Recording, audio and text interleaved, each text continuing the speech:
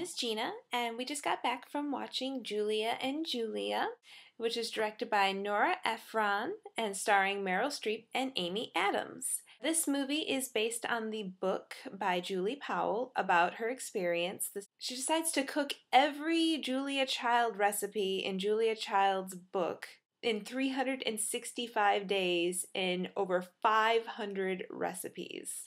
We first meet Julie Powell, and she has moved to Queens and lives above a pizzeria. She's pretty unhappy with her life at the moment.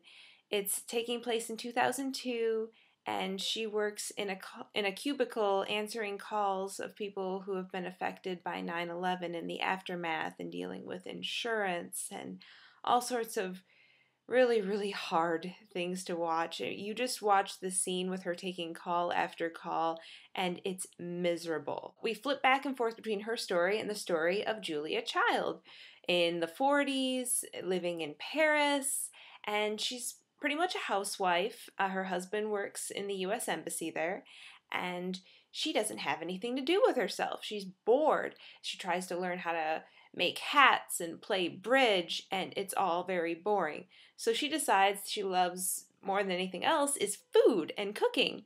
So we're learning how to chop an onion. She goes home and she's got like a 3-foot stack of onions. When her husband comes home, he can't even enter the room because the stench is so bad. Going into this, I had no idea who Julia Child was, I gotta be honest. She is hilarious. The second she comes on screen, all of the little middle-aged women in the theater go nuts and they all start laughing. You let the character breathe for a few minutes and you're right there with her. She has this funny little voice and she just goes into her room.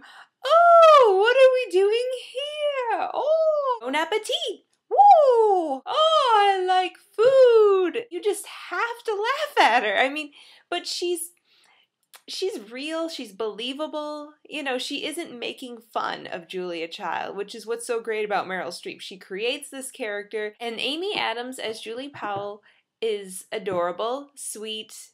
She's a great every girl. She has a few meltdowns on her way to her goal, lying in the kitchen with this poultry that she just can't deal with. And every girl has been there. It sucks.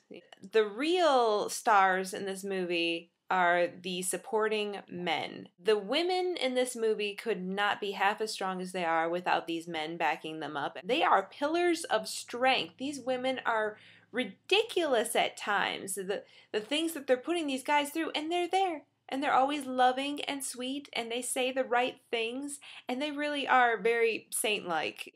Julia Child's sister shows up. Jane Lynch is amazing. I love her. She is just so funny. She can do or say anything and be hilarious. What'd she have for breakfast? Cocaine! What'd she have for lunch? Cocaine! Those of you who don't know, that's from recent movie Role Models. Another character I love, Mary Lynn, I can't say her name, Mary Lynn Rajskub. Her claim to fame is being Chloe on 24. I love Chloe. She tells it like it is.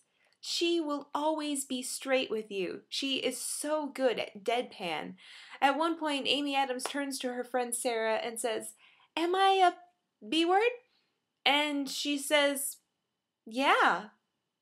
This movie is really great. I know the target demographic has to be middle-aged women for the most part, and we were vastly outnumbered in this theater. But I think anyone can watch this and really enjoy it because it's a nice story. You get to see this great love in the two relationships these women have with their men.